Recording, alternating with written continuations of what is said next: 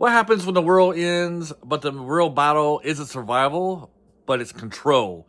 Fallout Season 2 doesn't just expand the wasteland, it expands the moral questions that made the first season so compelling. Because this time, the biggest threat might not be monsters, raiders, or nuclear fallout. It might be the idea of peace itself and what to do to achieve it. Season 2 takes our heroes to a place that feels both iconic and haunting. Las Vegas. We all love Las Vegas. But unlike today's Las Vegas, this isn't the bright lights and packed casinos. This is the graveyard of a once great city. Lucy heads there looking for her father, who, he's escaping justice. And from the start of the season, this makes it clear that we never know what the future may behold and what waits us there. This journey isn't just physical, by the way; it is philosophical. One of the strongest elements of this season continues to be the character chemistry, especially between Lucy and the ghoul. Lucy remains the emotional center. She's optimistic, compassionate, still believing people can be better. The opposite of her occurs, of course, is the ghoul, who's been shaped by the brutal reality of a post-nuclear world. He remembers what life was before the bomb falls, but part of him also wants to hold on to that past. But another part knows that world is gone forever. Throughout this season, we see these two in their world views compete against each other, and they constantly collide. And their view of the world is constantly challenged through season 2, which I really like. The core theme of season 2 is basically agency. Who gets to choose their fate and who gets that choice taken away? Lucy's father believes that he has the answers to humanity's problems. He attaches devices to their necks, making them peaceful, compliant, obedient. This way, there's no war, no violence, no chaos, but also there's no freedom, no individuality, no soul in these people. This leads them to one of the season's most powerful dilemmas. Does Lucy support her father's vision of enforced peace, or stop him from basically enslaving people with this device, where they have to do what he wants them to do?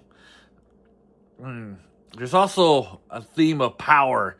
What makes Fallout so compelling is that the theme doesn't exist in isolation. You see it reflected across every major faction of this universe: the Legion, the California Republic, even groups within the vaults. Each group demands loyalty, each expects obedience, and it forces a haunting question. At what point does belonging become surrender? Do individuals follow orders because they believe, or because it's safer than resisting? Oh, good old back's hurting. Of course, Lucy isn't the only one wrestling with this authority. Her brother as well, played by Moses Arias, I think is how you say his last name. I could be wrong there. Sorry if I am. But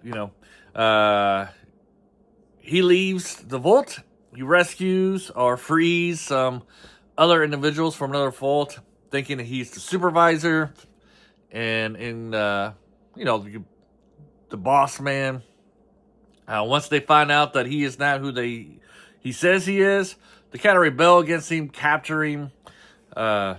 And we see kind of this in usurp of authority, especially when the person who's in charge isn't really in charge. We see that with Lucy's brother, and then with, I forget her name off the top of my head, the woman with the patch eye. I want to say Jennifer is her name, but I know it's wrong.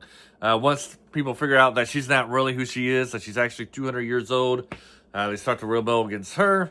And, of course, her storyline leads to part of what we're going to go with in Season 3, which I'm excited about. But Season 2 also has another great surprise. It has the good old Macaulay Culkin from the Home Alone fame. He guest stars as one of the Legion's soldiers at the beginning. Eventually moves up to their Kaiser. So I'm looking forward to see him be in a bigger role in season 3. Hopefully he has a bigger role. They don't kill him off in that region and that storyline quickly. Though I can see that as a possibility of his character ending pretty early in that season. But he does a terrific job in this one. And, he still has those great acting chops. Visually, let's go to the visuals and atmosphere of this. Technically, this might be even a stronger season than the first. The cinematography is beautiful, contrasts to familiar with the destroyed. You see recognizable structures, echoes of the old world, now reduced to haunting relics. But the highlight for me are the creatures. When they first introduced, I don't know, what did they call them? The death creatures? The ones kind of like a Minotaur type creatures. You see them in the dark, and they're like very scary there, because you don't really know what to expect. But once later in the series, in another episode, you see them in the daylight. They're still kind of horrifying, but not as terrifying as you imagined they were in the dark. Also, when you first see them, you think they're kind of like invincible. But, I guess the light kind of reveals the truth. Maybe that's what they were going with those creatures. But it's still a highlight of the series, of this season. I enjoyed watching them, especially the big fight they had. So they were terrific addition. What Fallout continues to do better than modern television is simple. Actions matters. Every decision carries weight. Even the choices that seem morally right can produce devastating consequences. And sometimes the wrong choices create unexpected good. The show refuses to divide the world into heroes and villains. Instead, it gives people shaped by trauma, ideology, survival, and hope. You understand why each group believes they're right, and moral greatness makes the world feel real. After all, this is a really good series.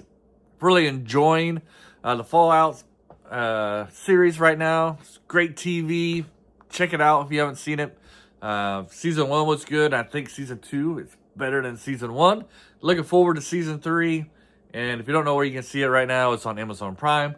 Thank you. Have a great day. And until next time, bye.